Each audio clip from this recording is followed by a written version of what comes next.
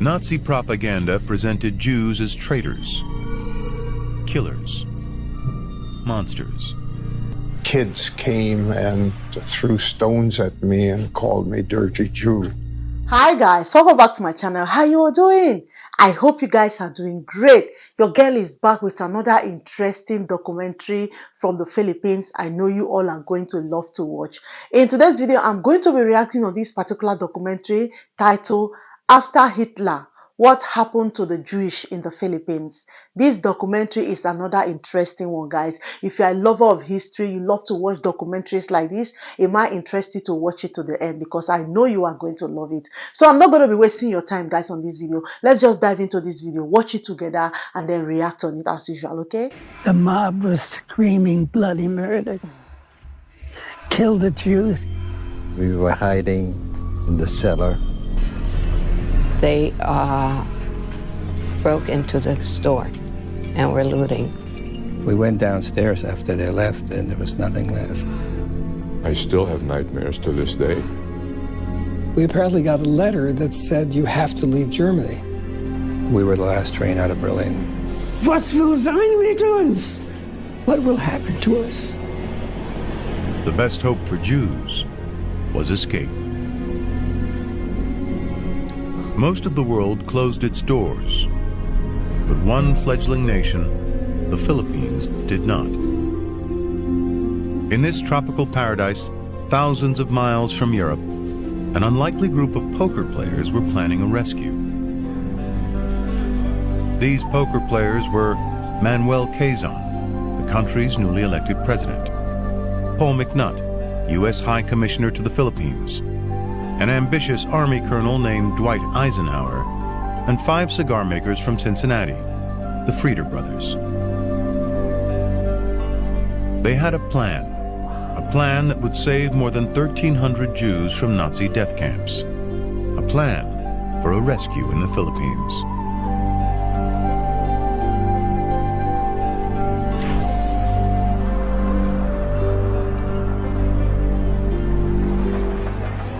How could anybody have known that it would get to be what it did? How could anybody have imagined that a whole nation would close its eyes and ears? And yet, you know what? I think it could happen anywhere again.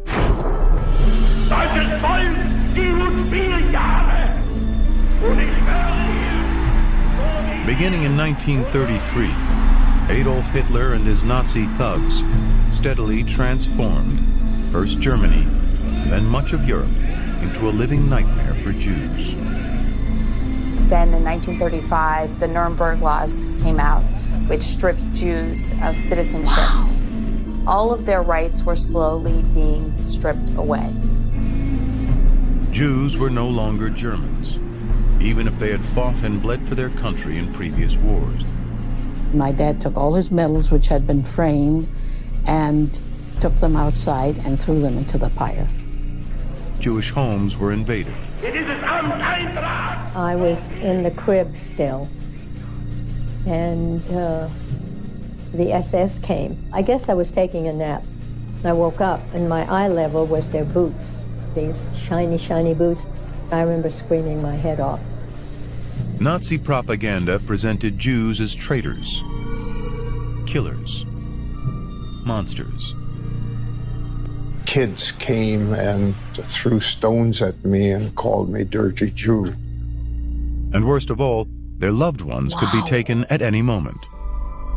Nazis came in, knocked on the door, took my father out and put him in the Dachau.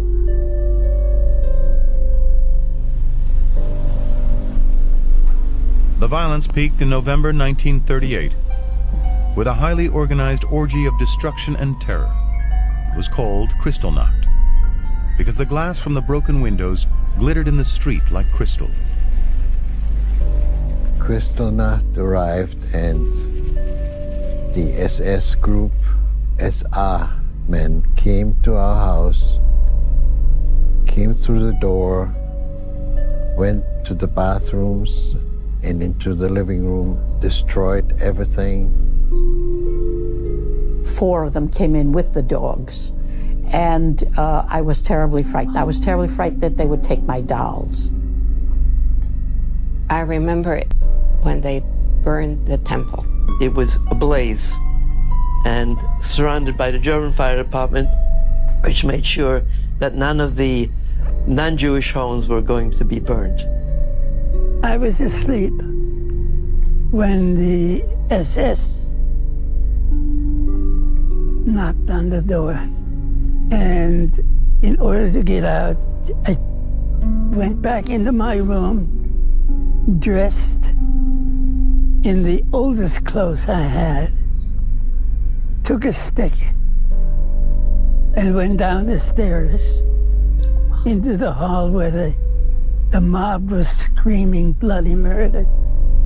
And I took that stick and broke a few, I think it was paintings or mirrors myself, until I got to the outside.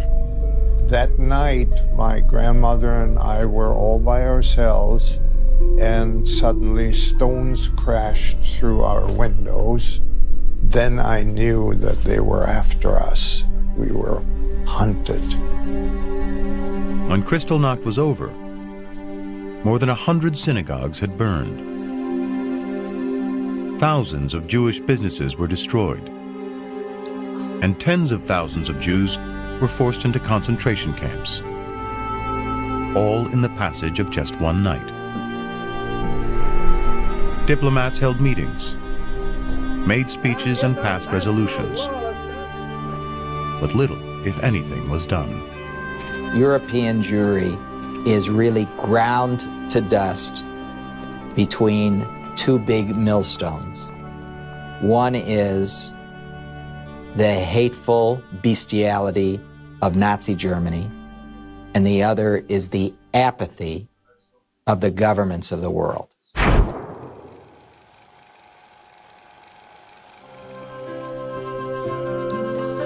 In one country half a world away, an escape plan to provide refuge for Jews was already underway. 6,000 miles from Berlin, the Philippines was a country most Europeans knew only from postcards. Much like the movie Casablanca, people lived by their own rules. Motor cars shared the roads with horse-drawn caramatas. Coca-Cola coexisted with carabaos. And at the legendary Manila Hotel, the elite could sit and share a drink in air-conditioned comfort. For centuries, Manila had welcomed refugees. It was really a fantastic mix of different peoples. Czechs, Poles, Latvians, Lebanese, Middle East, people from the Middle East, Indians. It was a mixture. And I think that was one thing that made Manila such a cosmopolitan center, because all these people coming and going, trading, staying, mixing, intermarrying. The Philippines was once a U.S. colony, but in 1935, President Franklin Roosevelt signed a law making it a semi-independent commonwealth, promising complete independence in 10 years. Senor Quezon, I congratulate you, all of you. Mr. President, I want to express to you defense. President Manuel Quezon was determined his country would take its place among the great nations of the world. Manuel Luis Quezon was a complex person who made a deep and lasting impression on his country. Born poor, he moved into the world of wealth and power with easy bravado. He had the total assurance, self-assurance, that he was the equal of anyone he faced. There's a Filipino concept that we call the colonial mentality, this idea that you're inferior, that you're never quite as good. He never had that problem. He was a snappy dresser, you know, but he loved to dance and he loved to party too. One writer said, "He is full of nerve and nerves. He's one of the world's best ballroom dancers, also one of the world's supplest and hardest boiled politicians. He loves cards and alcohol, and he loves his country." Manuel Quezon also loved the underdog. A man like Quezon, who himself had been a prisoner, who had gotten malaria in the field, would have known what it's like to be on the run, to have no options. A man working for the freedom of his country would certainly know what it's like when someone comes knocking at your door and says, we want to be free. Honestly, this documentary is really interesting to watch. You learn a lot from documentaries like this. Guys, let me know what you think about this video in the comment section anyway. See you all on my next one. Bye.